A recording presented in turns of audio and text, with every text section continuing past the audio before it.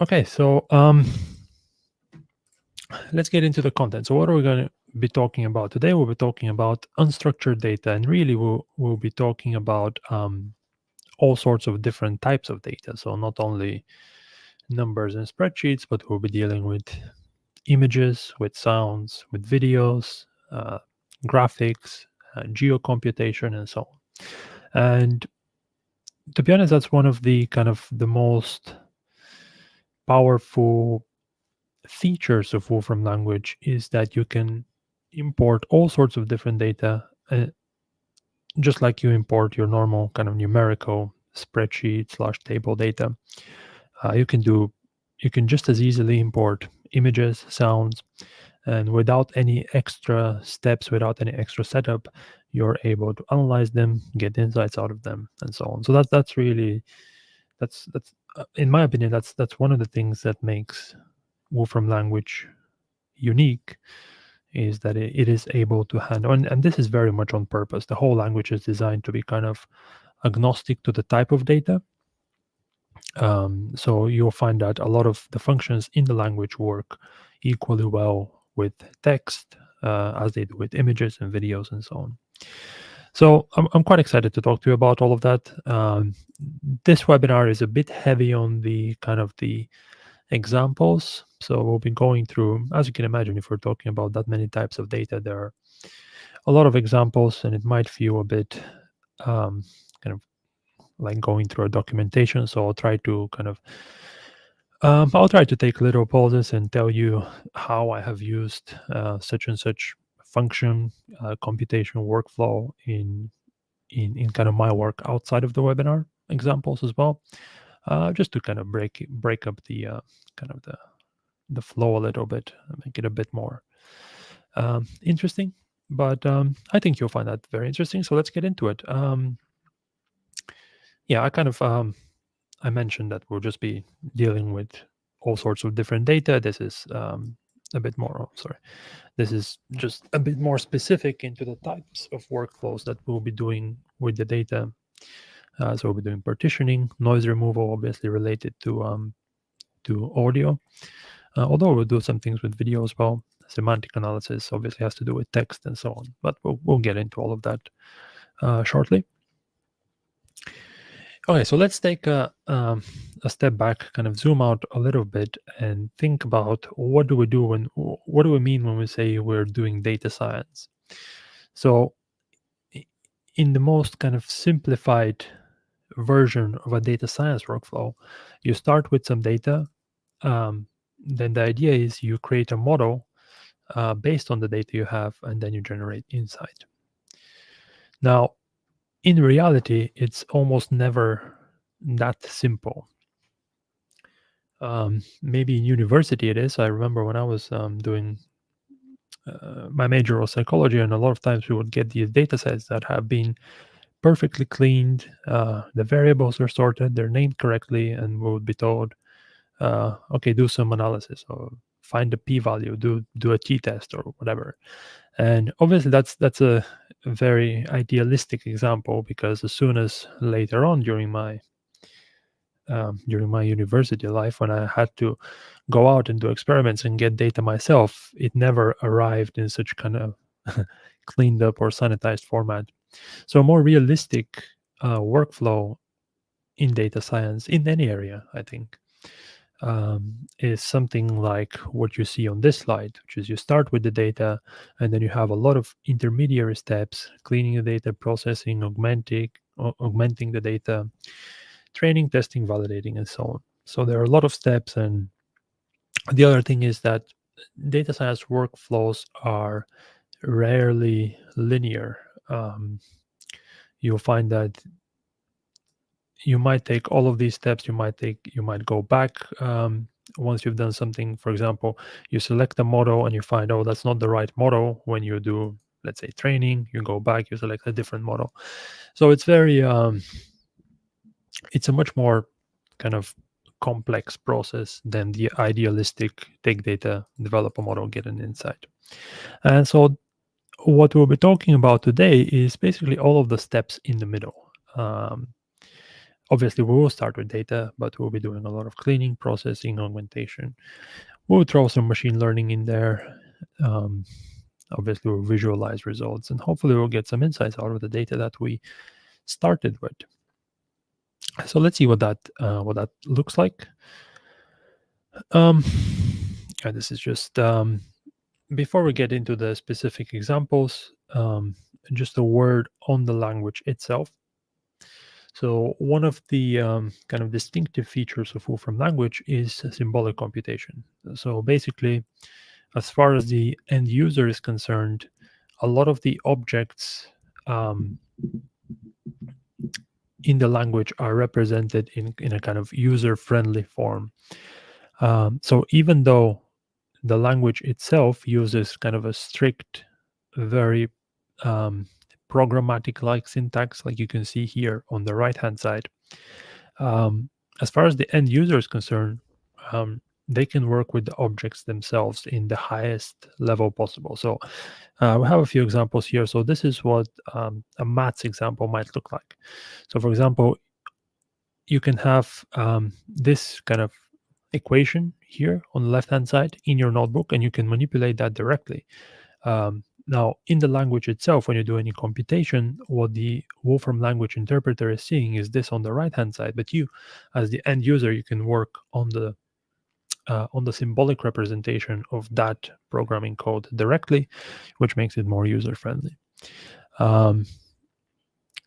With data, we have what you're seeing on the left hand side is our dataset object, which presents a nice tabular view of data. Again, on the right hand side is how it's actually represented in the language. Graphs, similarly, you can manipulate graphs directly in the notebook, even though they're represented again just as normal code. Images, again, same idea. Documents like this notebook that I'm presenting to you. At the moment, as you can see, it's nicely formatted. It has headings, has normal text, input, output cells, and so on. So we can see that directly without caring about how it's represented in the language. Graphics, 3D graphics, and a few other things. So this idea of symbolic computation is really empowering, because if you're working in a language that is more kind of low level, then more likely than not, you would have to deal with kind of the programmatic representation of every object. Whereas in Wolfram language, you're able to kind of deal at a higher level with the concepts and the objects that you're analyzing. So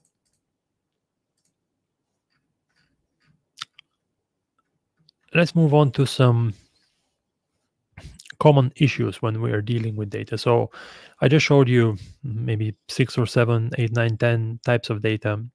And there are common issues regardless of whether you're dealing with text, whether you're dealing with audio, and so on. So some of the common issues are, for example, data is not partitioned, so we can identify features, split the data in ways that make sense for that specific data set. Data is noisy, very common. Very frequently you start with some huge, let's say, CSV file that has 150 columns. You're only interested in maybe 6-7 of them, so you have to clean the data before you actually start doing your analysis. Data is not useful in its current form. This is one of the more interesting ones, how we can add meaning to our data, because again, a lot of times we start with some data in a spreadsheet, for example, and in the spreadsheet we only have let's say text and numbers, but none of them actually mean anything to the computer. They're just the same as any text or numbers. Whereas when we start working with those things in Wolfram language, we can give them semantic meaning by using our entity framework. So that's a really cool little feature, and we have quite a few examples with entities, so you'll see what that looks like. Common forms of data, we've been through that already. So let's get into the actual example. Let's start with data partitioning, and we'll start simple. We are starting with analyzing text, which is probably the most, well, actually, it's not it's not the most simple data form because text, especially like natural language, in this case English language text, there are a lot of challenges in trying to get insights out of natural language. Um, so let's start with the examples we have here, and maybe I'll give you some more as we go on. So we are starting with a large text document. In this case, we are getting The Adventures of Tom Sawyer by Mark Twain. So it's a book, it's a novel, and we are using our resource data function, which pulls from. So we have data repository in Wolfram, which contains a lot of different texts that are in the public domain, includes a lot of books, a lot of historical documents, and so on. And the data in the data repository is made. Well, you can use it for any purpose you want, but typically we use it for demonstration purposes. So when we need some large text document, for example, we can pull in a whole novel without downloading the text file from somewhere else and then importing it in Mathematica and so on. So this is what we're doing here. We're getting The Adventures of Tom Sawyer. We're storing it in the Sawyer variable. So let's start with cleaning the data. So what we are interested in this example is the actual novel itself. We don't care about things like the front matter, which contains um, contents page, preface, things like that, copyright pages. Well, Tom Sawyer probably was never copyrighted, but you get the idea. We're interested in the book itself. So we are dropping um, the front matter essentially. So we are left just with the novel itself, and then we can check the string length, which in this case I believe refers to the number of words in the text, which is 386,000. So that's quite long. So here we are starting to use some functionality that is specific to strings. So there is a lot of built-in Wolfram language functionality for string manipulation. So if you search for all the functions that contain string, you can see how many we have built in, and obviously you can use the built-in functions to kind of make your own. But we have quite a lot of built-in ones as well. And if you look at text, there are some as well, and so on. So in this case, we are using text words, which gets, well, as you can imagine, gets the words from a text. And here we're saying we want the first 10 words of Tom Sawyer. And we can see we start at the right place, which is chapter 1. And we have the first 10 words. Text sentences does the same thing, except that it gets us the first 10 sentences. So a lot of natural language processing is done under the hood for that to work. And Wolfram Language is quite good with dealing with natural language. Historically, there have been things like context-free grammar, which is what Wolfram Alpha is really powered by, which is how Wolfram Alpha interprets your query long before kind of the current iteration of AI and things like that. But when we're dealing with natural language, Wolfram Language does understand quite a lot about how natural language is structured. So here, for example, we're taking a random sentence out of the first tense, and we are analyzing its text structure. So here, the sentence we picked out is "no, let me," and then some punctuation. So you can see that for each word of that sentence, Wolfram Language knows quite a lot about it, even though this information is not included, obviously, in the novel itself. So it knows what adverbs are, what verbs are, pronouns, punctuations, and so on. So yeah, quite powerful kind of natural language processing, understanding out of the box, so to speak.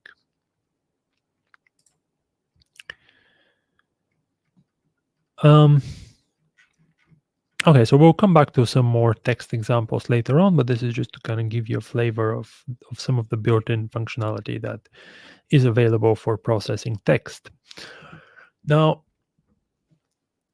let's go to images, and let's import an image. Again, this is an image that we have. I believe this is actually in the additional materials that you get when you download the course materials for this session. But anyways, it's a fairly simple example of an image of a bird and a blue sky as the background.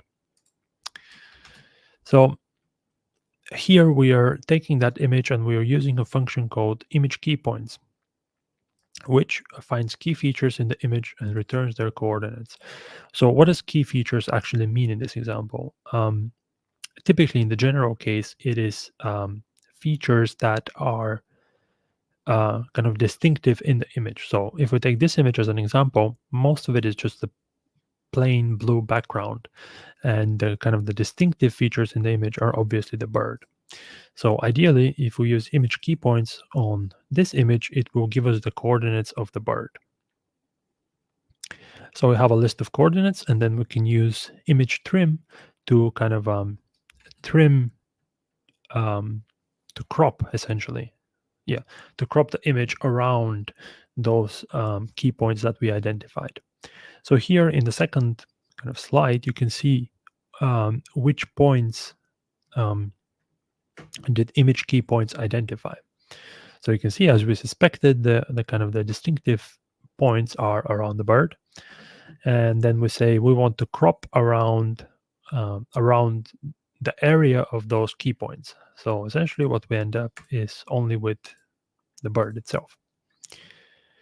Okay, pretty cool. So let's look at um, another example of an image with birds.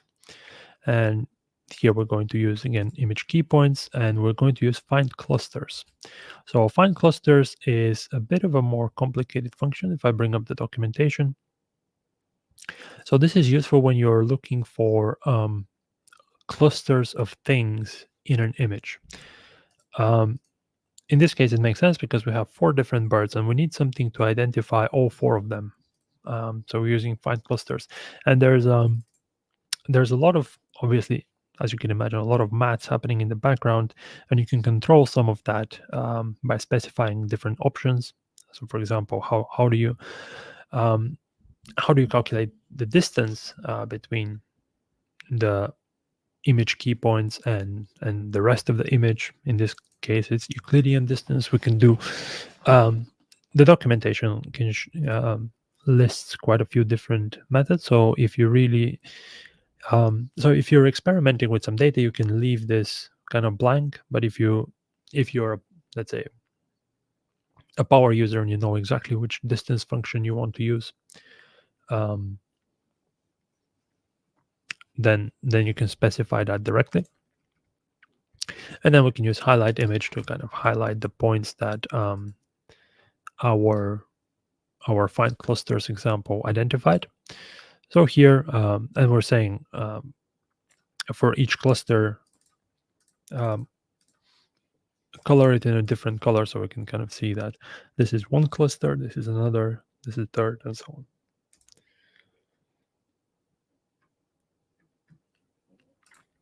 And then obviously we can do the same thing as the previous example. We can crop the image around each one of those key points. All right, pretty cool. Let's move on to the next data type, which is audio. Again, like I mentioned in the beginning, even though audio itself is quite a different, it's a different beast than text data or image data. But once you import it in Wolfram language, you treat it like any other object. Obviously, you use audio-specific functionalities, but there's nothing extra you need to do. So let's import an example here, which is the famous speech made by Neil Armstrong after the moon landing. So I can play that for you, just in case you're not familiar with it, or just so you know what we're dealing with.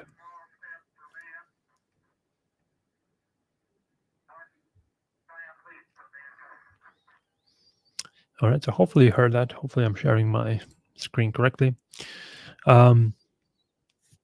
So let's start actually analyzing um, that image. So in this example, so this is becoming a bit more complicated, but I can tell you what the main point is. We are using a function called audio intervals, and we essentially we want to remove any portions of the audio clip where nothing is happening, where they're inaudible or it's just white noise or just static noise or things like that. So we can control the amplitude threshold. So what do we consider static noise? And you can see we have here a slider that we can manipulate. And if we increase the threshold, we are going to catch part of the speech um, that are maybe quieter than other parts. So really a healthy value for the threshold is somewhere at the beginning. Um, and we're saying for all of those sections of the audio clip where we have determined that they're static noise or they're something we're not interested in, just cut them out of the audio clip and leave the rest. So let's see what we have now.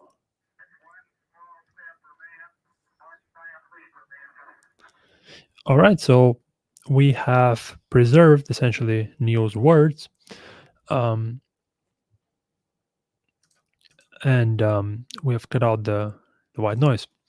And you can see that the first audio clip is 9 seconds, the second is 5 seconds. So we have essentially cut 4 seconds worth of static noise. Um, Guillaume in the chat is saying that the audio file is missing. Um, does that mean that you're not hearing anything when I play this?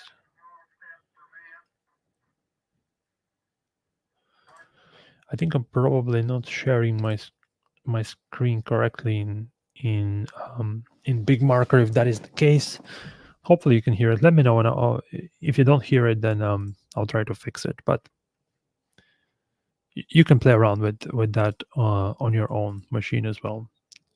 This audio clip is part of our example data repository, so it's you're able to get it in the same way that I am. But anyway, the basic idea is we have audio intervals function where we can that we can use to kind of cut out parts of the audio based on certain conditions, like for example here on some reference amplitude.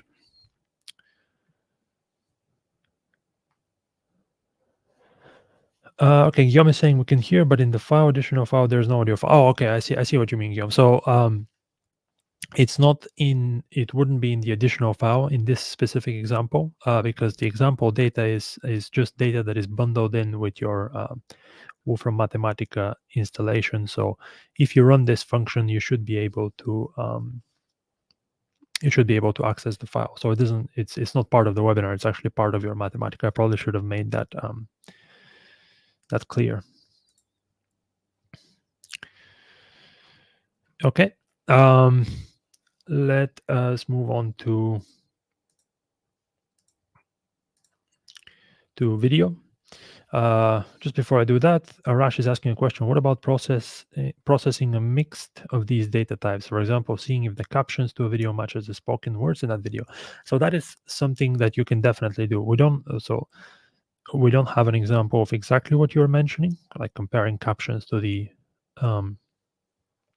actual video, but it's definitely something you can build with the already existing functions in Wolfram Language. And a bit later on, we have an example where we do audio transcription. So we start with an audio clip, and then we get the actual text. We get the words that the person is saying in that audio clip. So I'll show you how to do that. So really, it would be a matter of just combining that with some image recognition. But definitely something you can build, but it's not something, as far as I'm aware, that we have a already existing function where you can just plug in the video and do that. But you're thinking in the right direction, because this is once you have kind of a nice and extensive set of functionality for each data type, it becomes very easy to, well, I say very easy, it becomes as easy as it could be to start combining them. So you're thinking in the right direction. That's a good question. Let's move on to video. We have already done some image processing examples, and basically a video is, oh, that's a simplification, but we can, for all intents and purposes, we can think of a video as kind of a series of images. So you'll find that a lot of the functions that work on images work on video as well. They just get applied to every frame of the video. But in any case, let's see what we're doing here. We are taking a video, which now in this case, the video should be part of the additional files. So let me know if this is missing, because it shouldn't be. But it's a video. Let me play a little bit of it so you can see what it looks like, and then we'll start analyzing that. So it's a video from a cartoon called Caminates.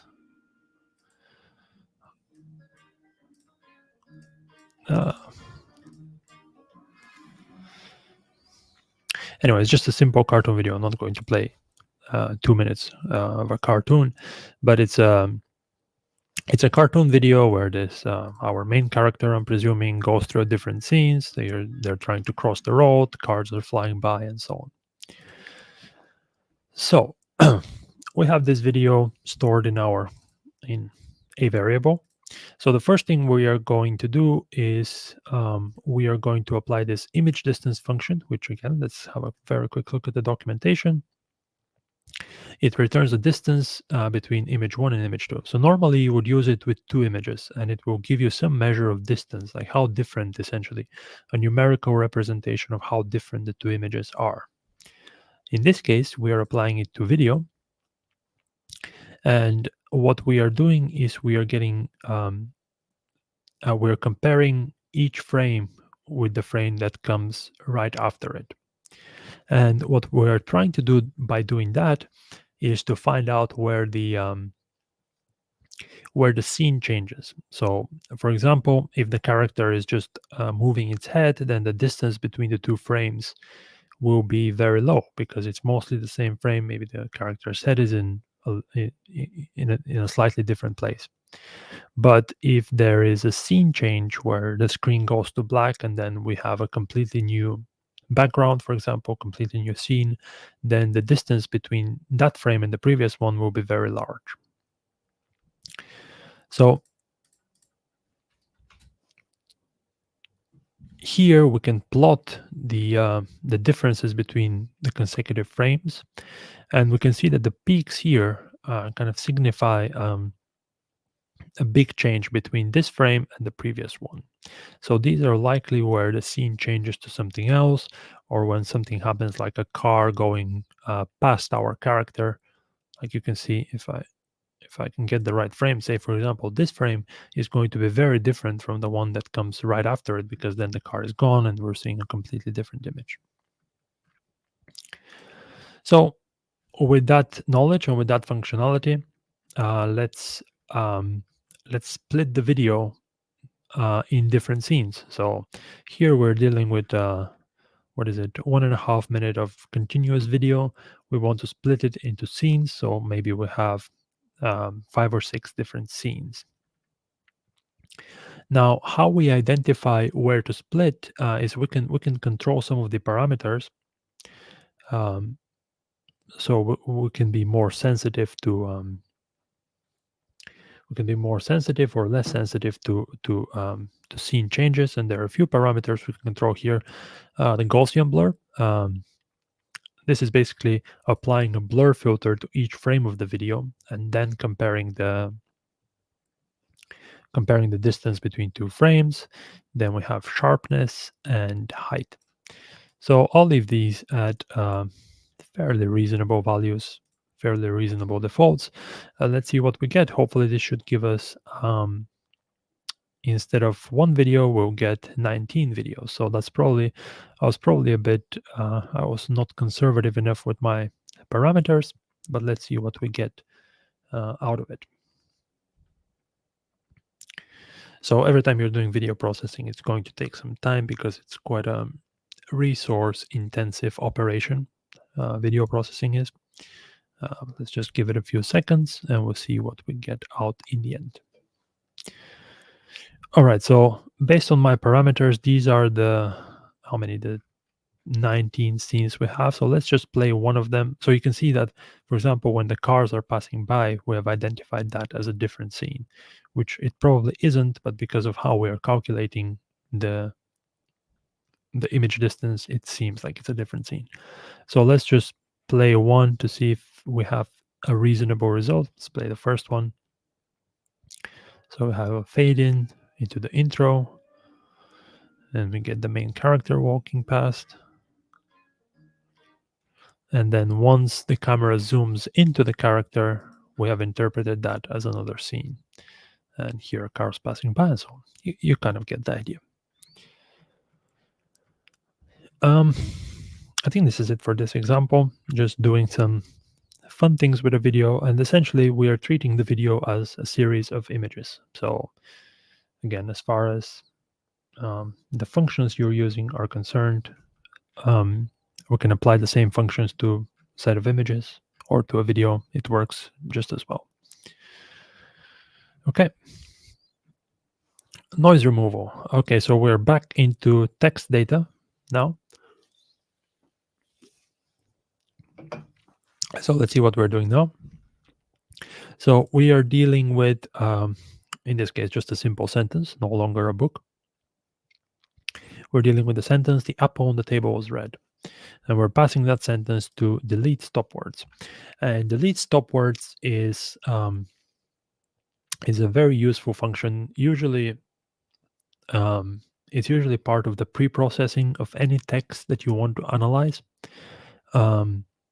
Because when you're analyzing text for semantic meaning or for whatever you're analyzing text, you probably don't care about words like the or on. You care about the words that actually mean something. So you don't necessarily care about the grammatical structures. So in this case, from this sentence, if we delete all the stop words, I don't want to say meaningless words because they're not meaningless, but for some types of analysis, they are less important. So once we delete those stop words, we end up with apple, table, and red. A few other ways to kind of manipulate text. Two lowercase, two uppercase. These are quite self-explanatory. Removing diacritics. So if you're working with languages that have diacritics, which I don't think English has on any letters, but other languages do. So you can kind of normalize them, so to speak, by using the remove diacritics. Using transliterate. Transliterate basically takes the phonetic representation of a word or a phrase or a piece of language, and it transliterates it from one script to another. So in this case, we have some text in Japanese, specifically katakana, and we are transliterating that into Greek. So I speak neither Japanese nor Greek, but the idea is that this piece of Japanese text will be pronounced roughly the same as this piece of Greek text. So it's not translated; it's just the actual pronunciation is transformed from one script to another. And then text translation is kind of more obvious. You're kind of standard, taking a sentence in one language and translating it into another. So we have some text in Chinese, we're translating it to English. Jerry is asking, when you have text that discusses a book or movie, you want to keep the stop words in the title. Is there an easy way to keep those? Yeah, good question. There is an easy way. So essentially, you would apply. So let's say we have my book. So this is where we store our book. What you want to do is you want to apply delete stop words to everything except, let's say, the first element in a list. If your sentences are, if your book is just a list of sentences, you want to apply delete stop words to every sentence except the first, if that's where your title is, for example. So the way to do that would be to use the rest function. So you can get, so what rest does is, let's look at the documentation. Gives expression with the first element removed. So it removes the first element, so that stays. You're not applying delete stop words to the first element. If your data is structured differently, you can do kind of a similar thing. But the idea is the same. You separate out the parts that you don't want to apply the text to, or sorry, you don't want to apply delete stop words to, and then you apply to the rest. And if you want, you can join the result of that. Let's say this is cleaned up text, and then you use string join to join cleaned up text with the first element of my book, and this gives you the title, and it gives you the cleaned up text essentially. So this is how I would approach it. It kind of depends on how your data is structured, but this is kind of a safe and reasonable way to do it. Hopefully that makes sense. Highlighting spelling mistakes. So Wolfram Language comes with a built-in dictionary, so we can use that to check for things like spelling mistakes. And here we are building just a simple utility function that takes a sentence and it highlights things that it thinks have been misspelled. So in this case, we have a sentence with a few spelling mistakes. Today was a fantastic day. I saw an elephant. So you can see we have highlighted each spelling mistake, and if you hover over them, I appreciate this is probably a bit too small to see on the screen, but if you hover over them, you get a list of words, essentially spelling suggestions. And this is the part of the code that is responsible for that. And Jerry's saying, so you have to be more clever for references in the interior of the text. Yeah, if it's something where it's in the middle of the text and you want to preserve the stop words, just find a way to extract that. Or if it's a common set of sentences, I'm kind of struggling to think of a practical example, but you can use things like string expression to kind of to specify a type of sentence that you don't want to be included in the text, and you can extract that out of it and then join it back in later. Equally, you can use regular expression to achieve the same thing. So string expressions are kind of the Wolfram language way of doing regular expressions. If you have used other languages, you're probably more familiar with regular expressions, but they do the same thing. They identify sentences or pieces of text that follow the same regular pattern, and they're able to capture those very effectively. Very, very useful set of functionality, especially if you're working with text a lot and you need to extract parts of it and so on. So that's how I would approach it if it's some text, as you say, in the interior, Jared. All right, so here we are going to get some more text data, but in this case, we are going to get it from a web page. So we're going to use this start web session function, which starts a web browser instance, and with that web browser, we can control it from Wolfram language. So we can tell it to do things like open this page, execute this piece of JavaScript, locate a certain element on the web page, get the text. So let me run that code and I will show you what it's doing. Hopefully that still works. So essentially we are starting a web browser and we are navigating to the Wolfram's contact us page. Let me put that side by side to the code so you can see which part is doing what. So start web session obviously just spawns the browser. Open page tells the browser which page to go to. JavaScript execute. One of the advantages of kind of automating a web browser is you can inject any piece of JavaScript. And JavaScript essentially allows you to manipulate the web page. if you're not familiar with JavaScript, there's no there's no reason to be honest, because here we're doing a fairly simple thing. We have these buttons because when you open the page initially, um, this is not clicked, so you're not actually seeing the phone number, which is what we are trying to extract. So what we do with this piece of JavaScript code is we're saying find these buttons and click them, essentially, so we can see the phone numbers, and then we're locating the elements and we're extracting the text out of them. Cool. So this is what we end up with, which is very much unstructured. So it's a mixture of addresses and phone numbers. So what we can do is we can do some string processing. Oh, and here's actually I was just mentioning string expressions, and here we use them. So this double tilde shorthand symbol that you see here is shorthand for string expressions. So very good timing. So essentially what we are looking for is the patterns that correspond to phone numbers. We are working with this text, and we only care about these phone numbers here. So what is the pattern? Well, let's look at what the string expression is.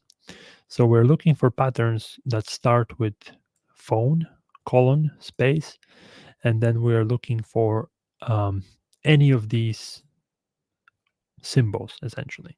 So we're looking for either a digit character, which is digits here. This stands for or, so we're looking for any of these. So digit character, or a hyphen, or a plus, or I don't know what the symbol is called, and so on. Sorry, I got my syntax messed up. We're looking for plus signs, opening parentheses, closing parentheses, blank spaces, and so on. So this is what we end up with. And we can do some final bit of cleaning to get only the phone numbers without the actual text of each one of them. I was just playing with this example just shortly before the webinar. I can show you what I came up with. The reason why I didn't include it in the webinar is that the code is a bit of a mess. So let me see if I can actually find it. I think it's this bit of code.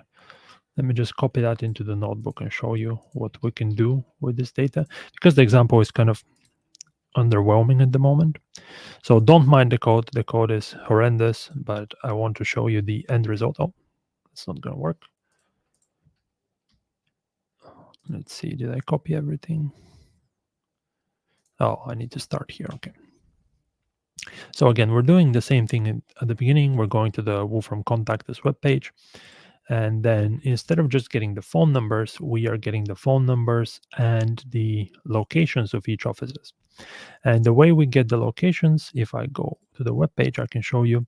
So you can see that there is an address for each Wolfram office, which includes obviously the street, the town, and the country. So we can import these strings in Wolfram language, and we can treat them as location entities. So instead of just simple text, we can ask Wolfram language to tell us where is that location. So we can essentially get the coordinates. Once we have the coordinates, we can plot it on a map, and you can see with the same information from the web page, we have a nice world map of which has a marker for each of the Wolfram offices, and if you hover over it, you get the phone number. So that's using the same kind of input, which is the data, which is the web page, and it is doing something I think a bit more interesting in it, with it. If I have some time, I'll make the code a bit nicer and I'll share that. But I think this makes the example a bit nicer.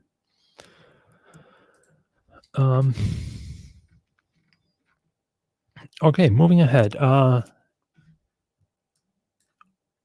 let me just close these extra notebooks here. So again, we are back to images, and in this case, we are going to remove artifacts from a kind of an old image. So this is on the left-hand side, you see the image that we'll be working with, and you can see that it's quite an old image, so it has these artifacts, like these little white spots that you can see. Whereas easier, for example, here on the gentleman's bag, you can see some white spot, which is probably just, if this was printed photograph, it probably got damaged and things like that. So again, like we did with the audio example, here we have a kind of more complex piece of code. I'm not going to go line by line explaining it, but I'll give you kind of the gist of what it does. Again, we are trying to identify parts in the images that look distinct from the rest of the image. Essentially, parts of the image where we think those parts don't really belong in the image. And we have a few parameters to play around with. Binarization threshold, which is what is the threshold that you consider something to be either part of the image or not. And if you increase that too much, we get nothing, essentially. And if it's 0, we get a few things. So a reasonable value for this parameter is somewhere probably at the beginning. So you can see, so the cool thing about this is you can see the real-time effects when you manipulate that parameter. So essentially we want these purple spots to correspond to the artifacts in the image. So I'll probably leave it to something like that.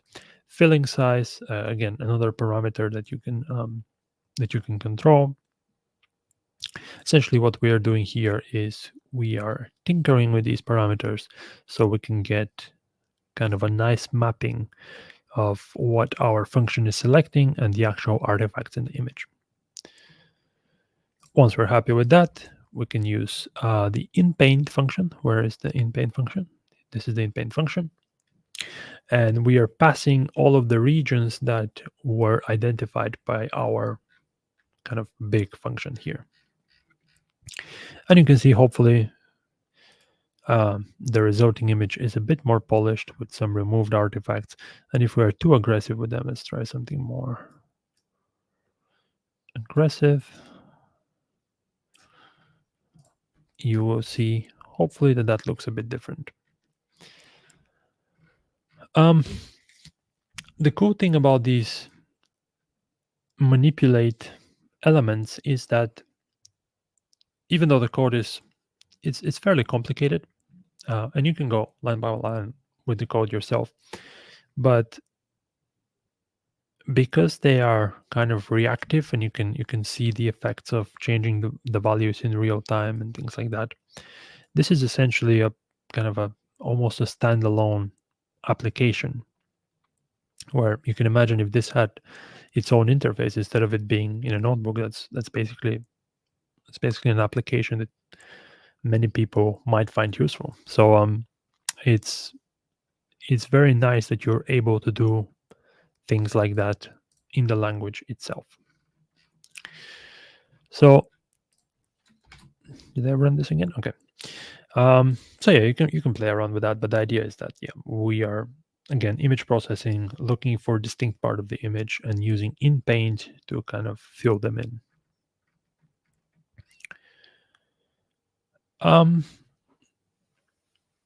Again, we are back to audio, and here we'll be doing some noise removal. There are, why is this filter? There are quite a few different filters you can use. Most of these that you see on the screen refer to audio, I want to say, but some of them are more relevant to images and things like that. But quite a few filters available to you out of the box to use. So here we'll use a few simple ones like low pass filter. So we will take, so we're still dealing with the one small step audio snippet. And with low pass filter, we will remove the high frequencies. So we are taking the one small step clip and we're removing, I think, essentially everything above 500 hertz, 1000 hertz, and 10,000 hertz.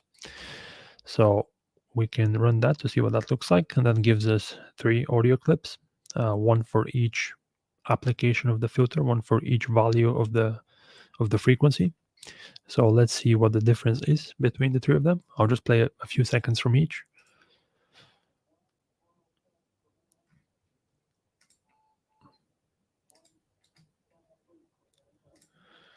Let me just try to fix the audio because somebody said it's a bit quiet.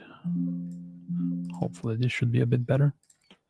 That's one small step for man. That's one small step for man. So you can hear the kind of difference in the in kind of the sound profile of each clip. And again, if you are an audio engineer who knows what they're doing with these filters, you can achieve the desired result. I'm just applying some random values and just listening for the differences, really. That's one small step for man. That's one small step. Like, the differences are very noticeable. That's one small step for man. So finally, we can apply a different kind of a more complicated filter that, to be honest, I don't really know what this filter does. Okay, it's meant to remove noise from data, but it still takes some parameters. It still takes I don't know what the parameters are, to be honest. Again, if you're an audio engineer, you know what this means. I personally don't, but That's one small step for man. That's one small step for man. That's one small step for man. okay, so the last one definitely doesn't sound good. It sounds a bit robotic. But the first two are quite good as far as noise removal goes. Well, again, one of the one advantage that I want to highlight is that you don't really need to be an expert to start playing around with your data and kind of getting insights out of it. So let's say you have an audio clip and you want to remove the noise. You don't necessarily know the ins and outs of this specific filter, for example. But if you play with some values, you might end up with an end result that is better than what you started out with, and that might be good enough for you. And again, if there's an expert that wants to use this filter, I'm sure there are plenty of options they can specify. Um, yeah, there's a padding option apparently to this filter, which is interesting to think about. But a lot of the functions that are built into the Wolfram language are meant to infer kind of sensible defaults if you don't specify anything. So in this case, we're specifying only the one parameter, and we are letting Wolfram language kind of apply some sensible defaults to our function. So coming in, if we're somebody that doesn't know much about audio processing, we can just run the most simple version of the function with some sensible defaults. And on the other hand, if we're an expert, then we have a fine-grained control over everything we want. Cool. Removing noise from video. Let's import another video that we'll be working with here. So this is just a highway. I'll play it. Hopefully it doesn't have sound.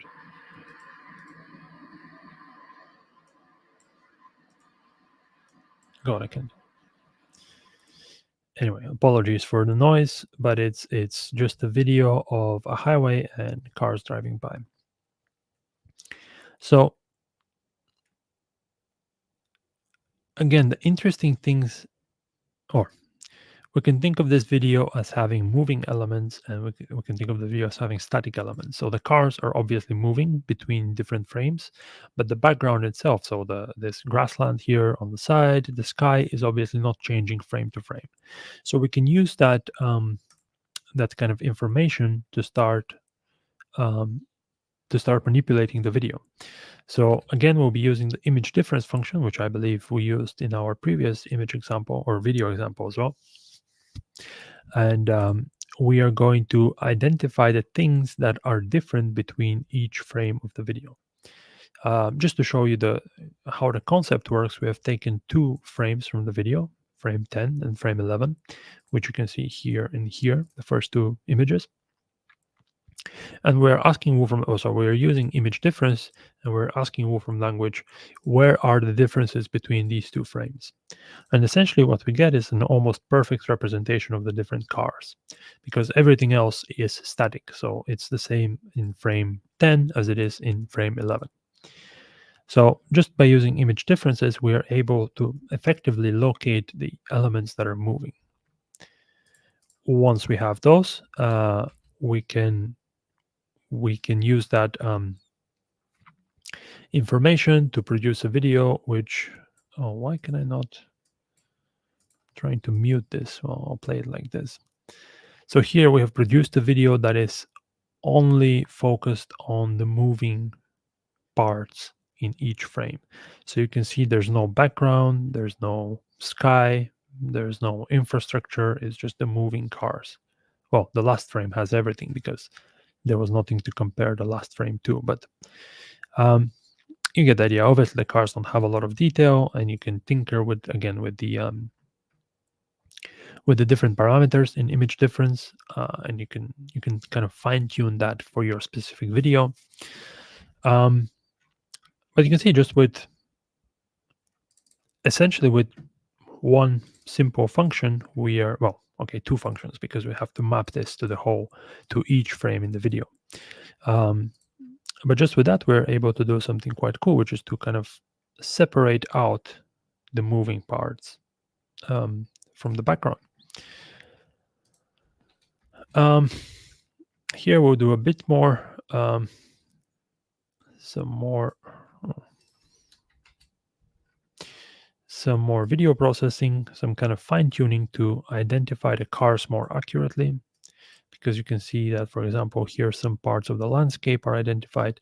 Again, we have some parameters here we can play with to make sure we're identifying the cars correctly. Once we have those values, we can put them in another function, which will, let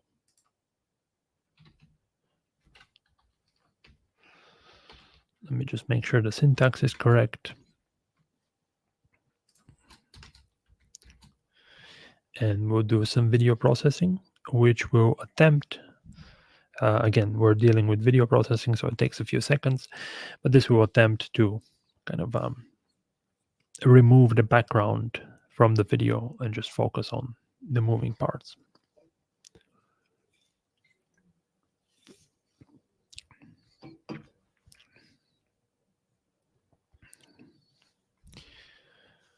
Okay, let's see what we have ended up with. And you can see it's not ideal. Again, playing with the parameters will give you better results, but at least there is no background. There's definitely no background, even though parts of the cars are missing and things like that. It's not ideal, but again, for a simple, quick example, it kind of gets the point across, I think. Okay, let's move on to more analysis. Spreadsheets, everyone's favorite file format for data.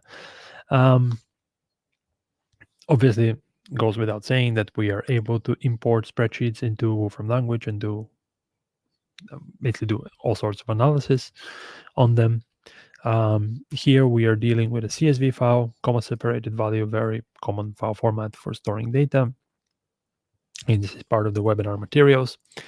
And when you import a CSV file in Wolfram Language, you can get different elements out of it.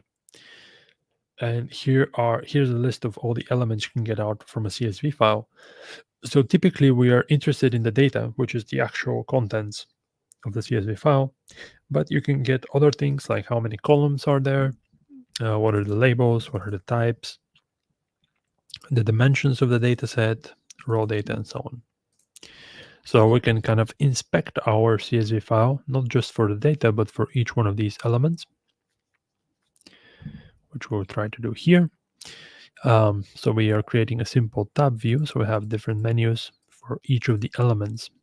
So you can see the CSV file we're dealing. Oh, let me show you what the data looks like. What the data looks like first. So it's a simple table, 4 columns, 4 rows, 3 rows, sorry.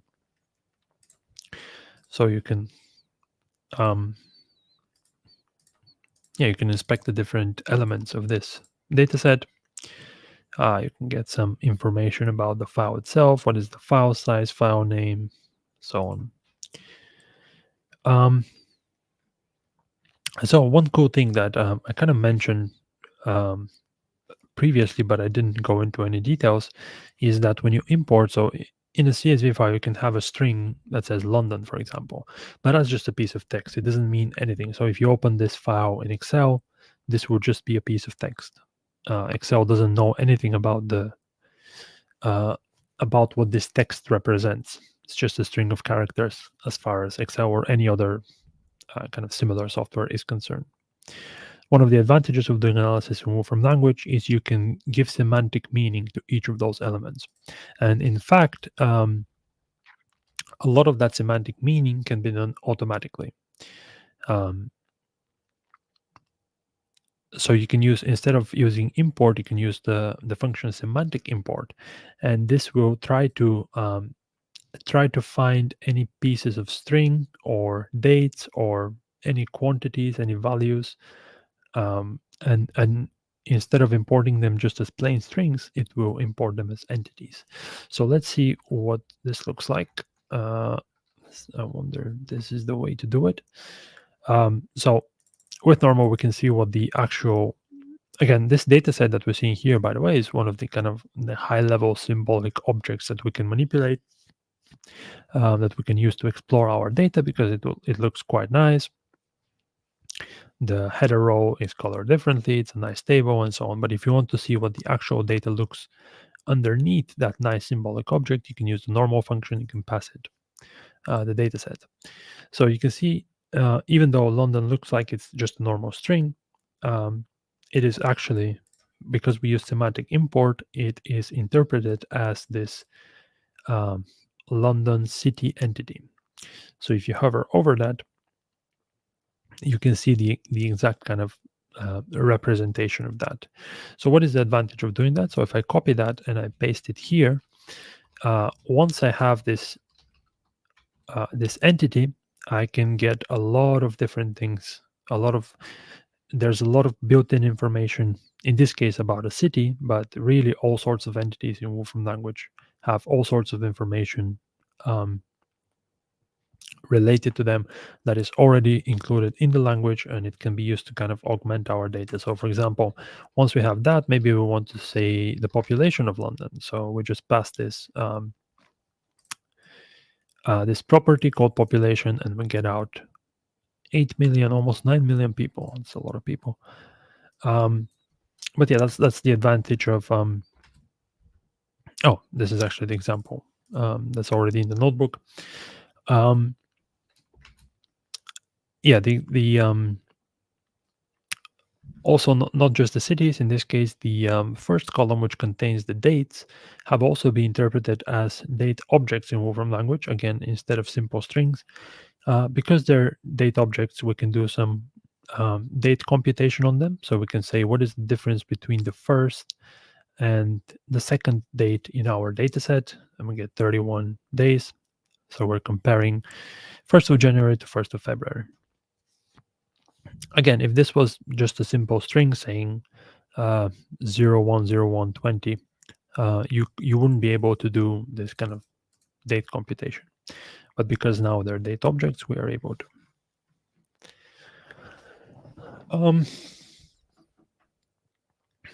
Markup languages. So again, you can think of markup languages as another type of data. So there are quite a few different markup languages that are supported for import in Wolfram language. Probably XML is the kind of the most widely used one that you might need to deal with and to analyze. So this XML object and XML element functions in Wolfram language allow you to manipulate, to kind of traverse up and down the XML object. Just in case if you're not familiar with XML files themselves, they are kind of I think XML stands for extended markup language, I believe. Maybe someone correct me if I'm wrong, but the idea is you have this structured data format that's used for all sorts of different things, for data storage, for configurations.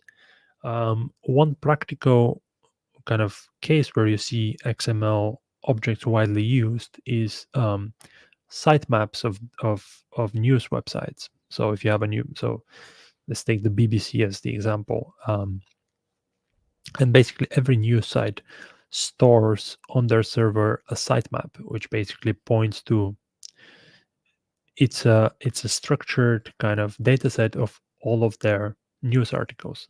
And the reason why they have sitemaps is that that is what Google uses to index those websites. So obviously if you're the BBC, you want to make it as easy as possible for Google to kind of locate your news articles so they can surface them on their search engine so people can read them. And XML just happens to be a very good way of structuring data um, for other people to read. And we can do that reading in Wolfram Language. In fact, I have a webinar that I run every few months, I believe, that is turning web pages into data, and that's one of my examples. There is I take the news site of the BBC and I import all of their articles and I do some nice text analysis in it. If you're interested in that, feel free to either watch a recording of one of my previous deliveries, which you should be able to find on WolframU or even in YouTube, or attend the next live session. But yeah, that's one kind of real application of analyzing XML objects. Another markup language that is not mentioned here that is quite popular is Markdown. Again, some of you may be familiar with Markdown, some of you may not be, but it's a very common markup language used for writing technical documentation. So if you've used something like GitHub, for example, all of the README files, the descriptions of the GitHub projects are written in Markdown.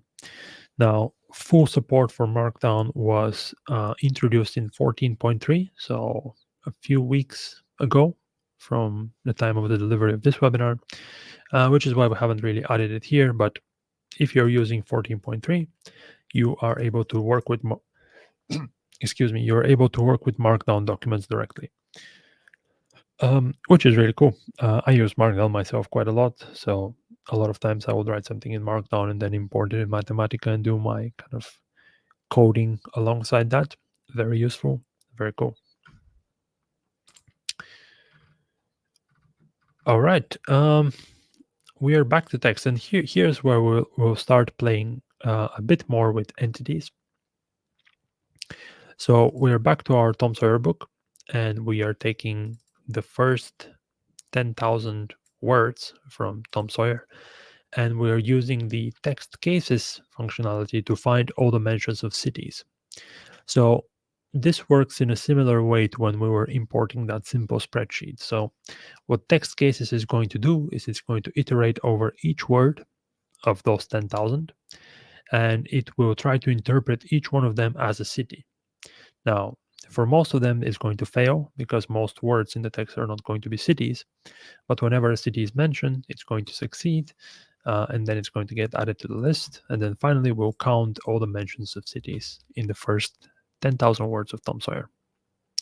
Well, unfortunately, there's only one mention of city, which is St. Petersburg, which is interesting.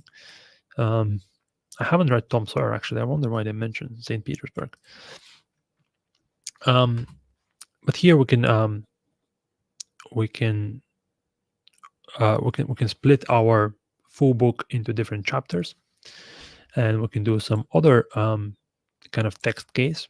This time, instead of looking for cities, we are looking for nouns. So obviously there will be a lot of nouns.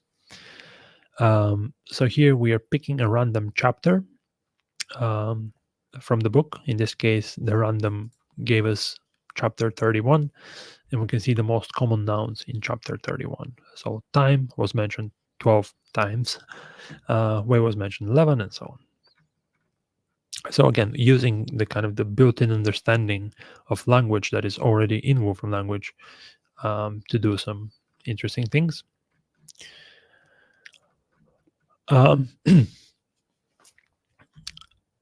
Structured data can be used to augment existing data. So again, one of the cool things you can do with entities and things like that is that you can augment your existing data set with extra data. So again, I'll kind of give you a more practical example from one of my other webinars. that I use. It is in my webinar, which talks about combining Wolfram language and R. I use one example where I analyze a dataset using both Wolfram language and R. But the example itself is interesting because it's a spreadsheet. It's a CSV file that contains the coffee exports, I believe, coffee bean exports of each country in the world, or at least a lot of countries in the world.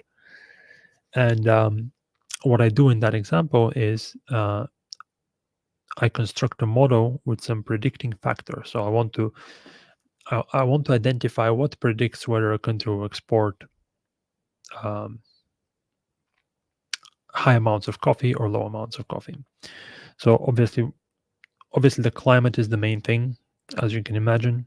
But I don't have climate data. I have the countries in my data set, but I don't have the climate types that exist in that country. So I use something very similar to what you're seeing here to um, using the built-in knowledge in Wolfram language to add an extra column in the data which contains the climate type. I also do the population, and as you can imagine, having the climate types and the population, you can construct quite a good model of coffee exports. So that's one kind of more practical example of how you can augment data with the built-in knowledge of Wolfram language. Um, Here we are doing something a bit more simple. So we are getting a list of cities mentioned in the Wikipedia page for Germany. So if you open the Wikipedia page for Germany and you look at the text, there will be a lot of different cities mentioned. So here we're importing the full page, and again, using text contents, we are looking for all of the mentions for all of mentions of cities, and we are highlighting them here in the last column. Probability is how certain the Wolfram language interpreter is that the mention is actually a city. So you can see that for some of them, like Berlin, it's 90% sure essentially that that is a city. It could be a name, a person's name, for example, and that's where the 10% comes from. For some of them, it's a little less certain. So Leipzig, for example, I don't know what else Leipzig could refer to, but our interpreter is not that convinced that it's a city. So you can use that information to kind of get a certainty threshold. So maybe you say if you're using the interpreter on something that's where it's very important that you get it right, maybe you say I'm going to discard all of the interpretations where the probability is less than 0.9. So you're left with a list where the interpreter is fairly certain that they are what the interpretation says they are. And the other thing, once we have the city, we can obviously, again, query the built-in information to get its geoposition. Okay, so now with all of that data under our belt, so to speak, we can start plotting some things on a map. So here we have a marker for each city that was mentioned in the Wikipedia page for Wikipedia page of Germany. Pretty cool. And then, excuse me, finally, what we're going to do is we are going, oh, that's not right. Let's try again. We're going to determine the size of the marker by how populous the city is. So that huge marker you see on the top right, I should say northeast, is Berlin. Obviously, it's the most populous city. Then there are some tiny markers like Weimar, and yeah, different. But essentially, we have queried again the built-in knowledge of Wolfram language, and we have got the population of each city. Again, this is not, well, this information exists on Wikipedia, but it doesn't exist on the Wikipedia page for Germany specifically. So if you were to do that manually, you would have to visit the Wikipedia page of each of those cities, extract the population out of them, and then do it that way. Whereas all of that information is already built in, so you can just have the name of the city, query the population, and you have the number right away. Pretty nice. So keeping with entities, Here is a simple example of using machine learning on a piece of text. So we are back to our Tom Sawyer book, and what we're going to do is we're going to use this classify function. Now let me open the documentation for this one. I don't know why my documentation is in dark mode when the notebook is in light, but anyway, hopefully you can read that. Classify is one of those super functions in Wolfram language where the documentation is basically a whole book. But the reason for that is that it is able to do so many different things. It's essentially uses machine learning to build a classifier. Now you can use a classifier for all sorts of different data where you can classify parts of the data as being in one category and parts of the data in another category and so on. So let's see what we are using it for here. And actually, sorry, just to go back to the documentation, classify is probably the best example of what I was mentioning earlier, that if you're just experimenting with the data and you don't want to specify every single possible option, of which you can see that there are dozens already here in the documentation, if you just want to experiment with your data, you can just call classify without any options. Well, not without any options, but with a minimal number of options. So you don't need to be a machine learning expert to start just experimenting, iterating with your data, getting some insights. Okay, so what are we doing with classify here? So we are taking, again, the sentences of Tom Sawyer, and we are assigning a sentiment value to each one of the sentences. So let me run that because it will take, again, a few seconds. Other than video, obviously machine learning examples do take some time as well, depending on how big your data is. So let's run that while I'm explaining. We're taking the text sentence of Tom Sawyer, and for each one of them, we are applying this classifier, which will give it a sentiment value. So what is a sentiment value? It basically it's a value that goes from 0 to 1, where 0 is a very negative sentiment and 1 is a very positive sentiment. So if you have a let's say a sentence that says I am very happy, and you apply this sentiment classifier to it, it will give you a value that's very close to 1. If you have a sentence that says life is horrible, I hate it, it will give you a value close to 0. So by applying that to every sentence in a book, we can see how the sentiment in a book shifts. So essentially, you're seeing which parts of the book are more positive, and then when something bad happens, you can see that the sentiment goes down. And actually, one cool example of, I think, exactly of this function, actually, is a blog post by one of my colleagues, John McClone, where he analyzed the moving sentiment of the Lord of the Flies. So in that case, I think his choice of book makes the results a bit more dramatic because obviously at the beginning, all of the kids are having fun. They're fine. So you can see the sentiment starts out very high, and then as things start to degenerate in the plot, without spoiling the plot for you if you haven't read the book, you can see the sentiment going down and down. But with Tom Sawyer, you can still see some patterns. There are some positive spikes, there are some negative spikes, and probably something bad happens at the end, as it does in many books. And you can see kind of the historic low is at the end of the book and things like that.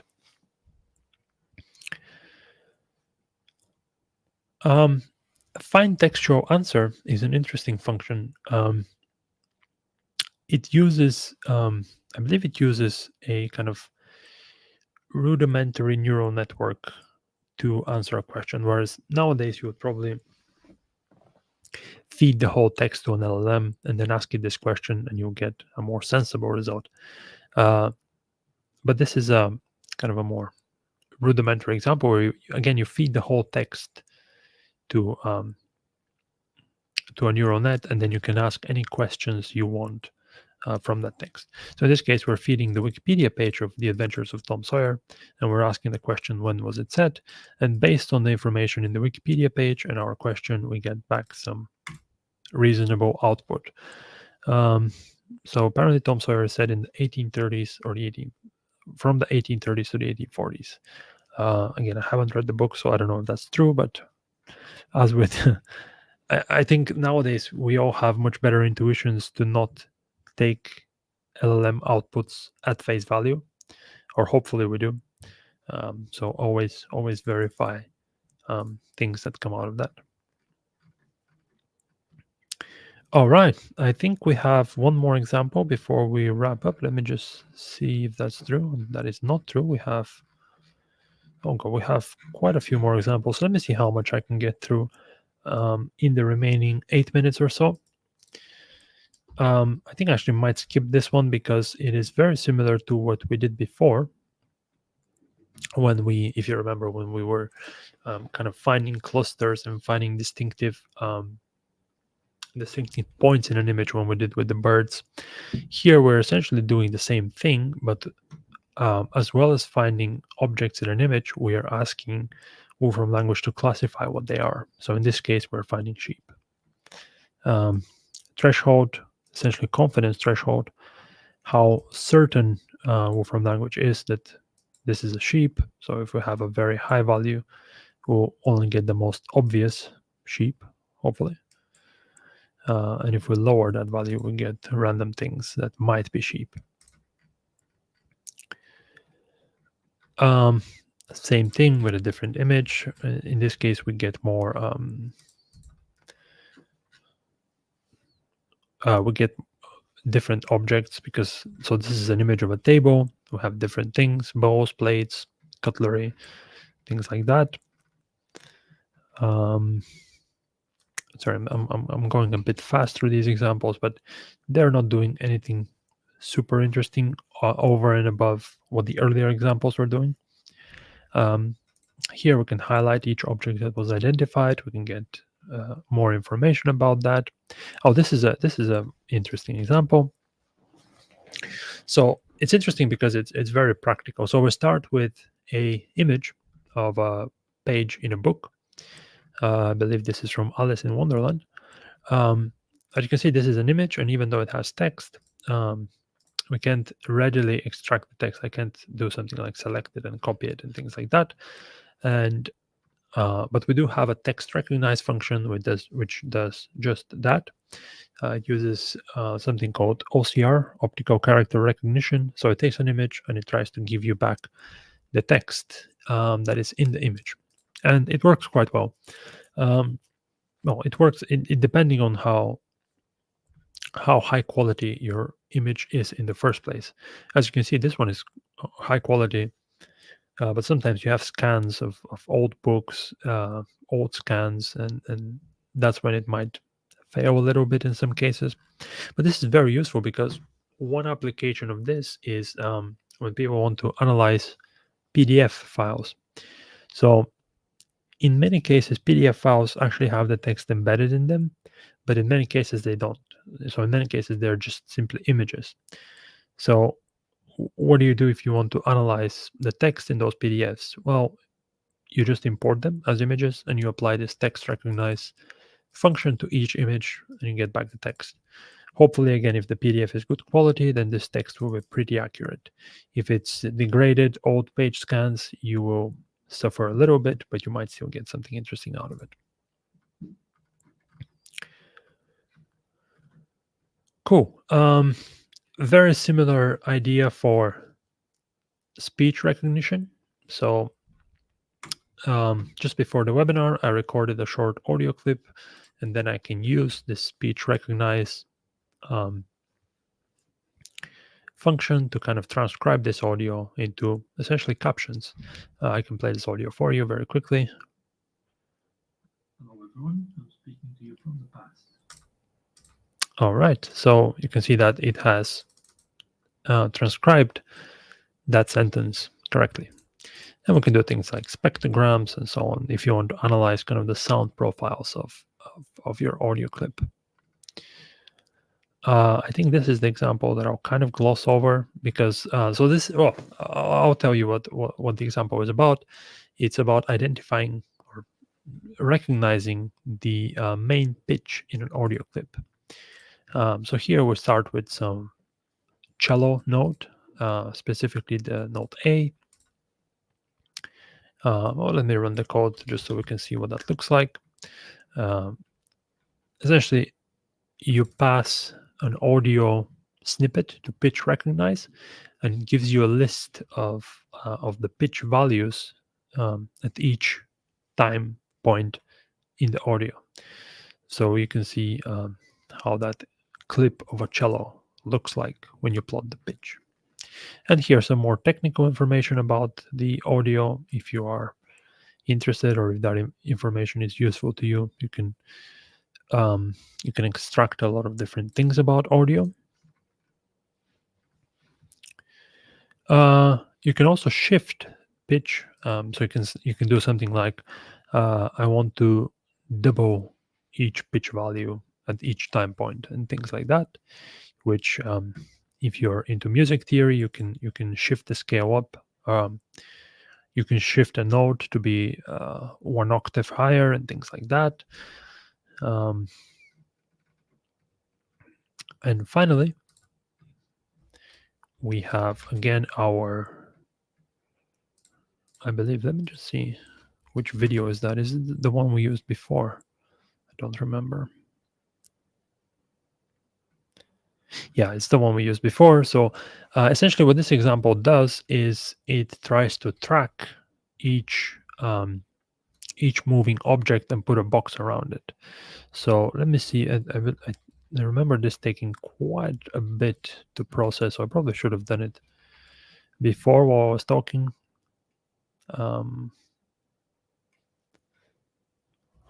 Or maybe I can, let me see. I think we have pre-saved it for that specific reason. Yeah, somebody was very thoughtful. So again, you can use some of the built-in video functionalities to identify, basically starting from the same point where we left off in the previous example, where we were identifying the moving objects.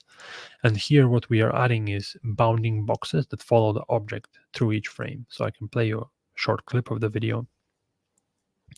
So this is actually very useful in practice, very used in practice for things like CCTV cameras, where let's say you want to follow a person, a subject on the camera, and they're walking through a crowd of people. You can use a lot of this functionality to kind of track them across the different video frames.